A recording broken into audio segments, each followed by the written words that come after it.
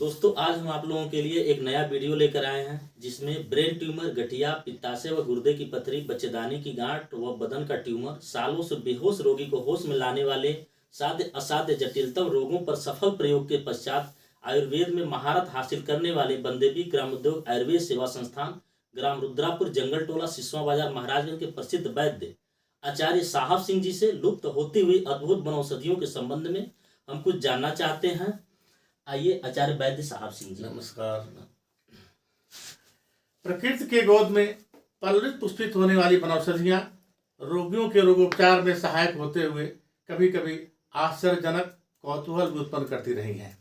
जहां छुई मुई का नन्हा सा पौधा हाथ से छूते ही मुरझाकर जमीन पर लौट जाता है, इससे कम कौतूहल कहीं गुदगुदा नाम के पौधे में भी नहीं है।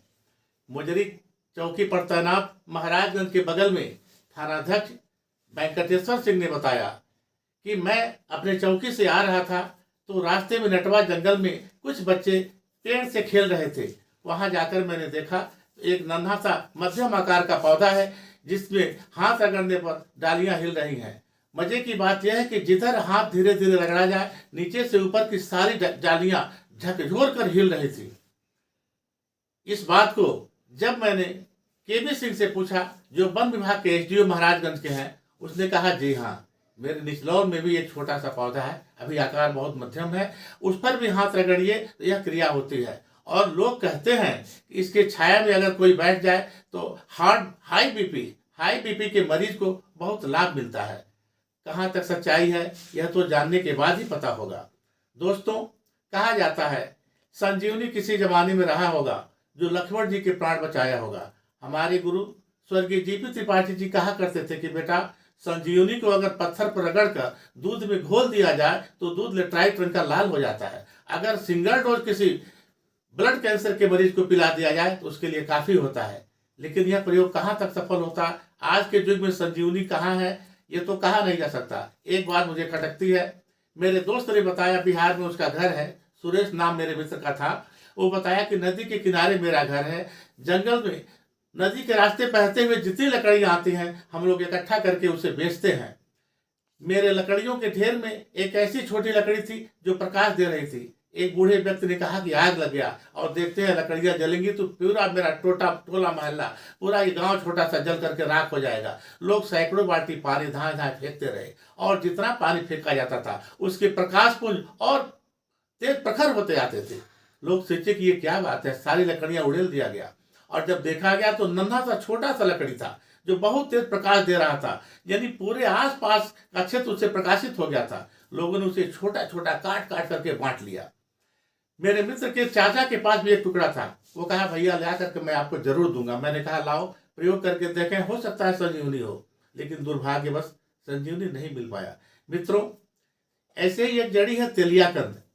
तेलियाकंद के विषय में कहते हैं कि रात में इससे ही प्रकाश पुंज फूटता है। आसानी से इसको ही पहचाना जा सकता है। इसके नीचे जो बड़ा इसका फेदा होता है, जड़ होता है, इसके नीचे विशाल सांप का घर होता है और वह विषैला सांप इसी के नीचे रहता है। इसके चारों तरफ की भूमि इसके तेल से आर्द्र होती है। कहा जाता है कि तेलियाकंद से पारा का शोधना बड़ा आसान है और उस पारा के बेद से पहले जमाने में कीमियागार सोना बनाया करते थे। सोना बनाने के विषय में तो बहुत सी बातें फेमस है। पारा के जितने सिद्ध विद्वान थे, बाणासुर, लंपट, नामदेव इत्यादि जितने भी लोग रहे, कहा जाता है कि सारे के सारे लोग सोना बना लेते थे। गोरखपुर के गोरखनाथ सोना बनाते थे। इनका गोरक्ष प्रणीत और गोरखनाथ संहिता बहुत फेमस है। मित्रों, नागार्जुन का लिखा हुआ किताब कच्छपुटी भी नेपाल नरेश के पास है। लोग कहते हैं कि नेपाल के लोग सोना चांदी बनाकर ढेर का ढेर जमीन में गाड़े रहते हैं। हो सकता है ये बात सही हो, क्योंकि प्रयोग के बाद ये बात मानी जा सकती है कितनी सही है। लेकिन गोरक्ष पंडित आज भी वहां है। जामनगर यूनिवर्सिटी में एक किताब पढ़ाया जाता था, उसका भी एक छोटा सा एक टुकड़ा है जो इधर का श्लोक उधर है, आगे के पीछे है, क्लियर नहीं हो पाता था कि इसकी विधि कैसी है। और एक है सूर्य सिद्धांत जिसमें स्फटिक लेंस से कोयलों को रेस करके हीरा बनाने की विधि लिखी है। अब कहाँ तक सही अभी तो आज असंभव लगता है, लेकिन उस जमाने में कोई न कोई ऐसा पारंगत रहा होगा जो बनाकर प्रयोग किया होगा। लोग कहते हैं कि सफेद फूल की भटकटैया, अरलू, नक्षिकनी, तीतीपोय, गुड़मार और कटकटैया इत्यादि के सहारे से पहले लोग सोना बना लेते थे। नागार्जुन ने सोना तो बनाने में बहुत महारत लिया रखा था। उसने तो लिखा था कि पारा गंधक तीतीपोय तामा मिले तो सोना हो। तीनों को मिलाकर के कैसे प्रयोग करते थे, सोना बनाते थे, ये तो वही जानेंगे। और इसने तो सैकड़ों विधियां रसायनों तंत्र में लिखा है। आज पारद रहस्य में भी आप देखेंगे सोना बनाने की विधियां हैं, लेकिन आवश्यकता है इस पर गहन शोध की, इस पर गहन मेहनत की, ताकि ये शुरू से आखिरी तक जितनी बातें लिखी गई हैं कैसे बनेगा इसके विषय में जानने वाले इसको चाहें तो प्रयोग करके सफल कर सकते हैं। जैसे जहाज बनाने वालों ने हजारों प्रयोग करने के बाद लास्ट में सफलता लिया, और ऑटो लेंसल ने इस पर बहुत कोशिश किया था। बिजली का बल्ब बनाने वाले बेचारे एडिसन ने भी कितना मेहनत किया तब जाके कहीं सफलता लिया होगा। इस तरह से अगर इस पर भी शोध किया जाए तो यह कोई बहुत खास कठिन बात नहीं है। यहाँ तक कि कहा जाए कि अद्भुत औषधियों में रिसर्च करने वालों ने ये कहा था कि इस पर गहन शोध करें, इस पर आगे बढ़ के मेहनत करें और अपने गुरु के पास जाए। लेकिन आज गुरु कौन है? जब तक गुरु के सानिध्य में कोई नहीं जाएगा तब तक सोना बनाना बड़ा मुश्किल है। दोस्तों, सन 1952 में चैत महीना में भारत में ऋषिकेश में महात्मा गांधी जी व उनके सचिव महादेव जी देसाई आदि की उपस्थिति में एक सिद्ध पुरुष ने 200 तोला पारे से आधे घंटे में सोना बना करके दिखा दिया था, जिसको 75,000 रुपया में बेचकर दान किया गया था। मित्रों, नवंबर 83 के साप्ताहिक हिंदुस्तान में इसका उल्लेख किया गया था। श्री AP आचार्य के पास से भी उनके पास सोना बनाने की बुद्धि थी। उन्होंने गुजरात के मंत्री श्री प्रेम भाई ठक्कर को सोना बनाकर बताया था। इसका उल्लेख देखने मिलता है। लेकिन आज न तो वे वनौषधियां हैं, अगर हैं भी तो उसका नाम बदला हुआ है। एक ही औषधि का नाम 2 नाम, 3 नाम, 4 नाम है, और अलग अलग नाम होने के वजह से उसको हम पहचान नहीं सकते। अगर पहचान भी रहे हैं, आज उनके गुण कुछ बदल चुके हैं। अगर गुण भी उस तरह से हैं तो वह प्रयोग करने का तरीका हमको सही नहीं मालूम है।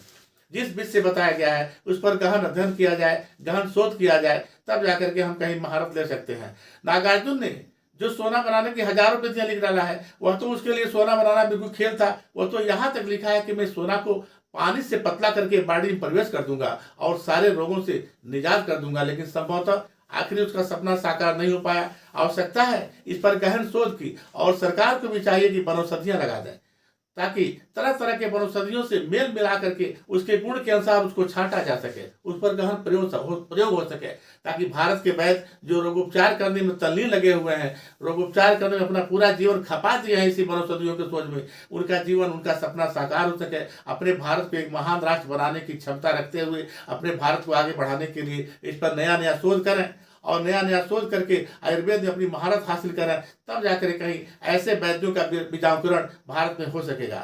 जय वनौषध, जय भारत। दोस्तों, आप लोगों ने आचार्य वैद्य साहब सिंह जी का वक्तव्य सुना। अगर ये वीडियो अच्छा लगा हो तो लाइक करें और सब्सक्राइब करें, वीडियो ज़्यादा से ज़्यादा शेयर करें, ताकि हम आप लोगों के लिए ऐसा वीडियो लेकर आते रहें। और बेल आइकन दबाना न भूलें, ताकि सबसे पहले नोटिफिकेशन आपको मिले। नमस्कार।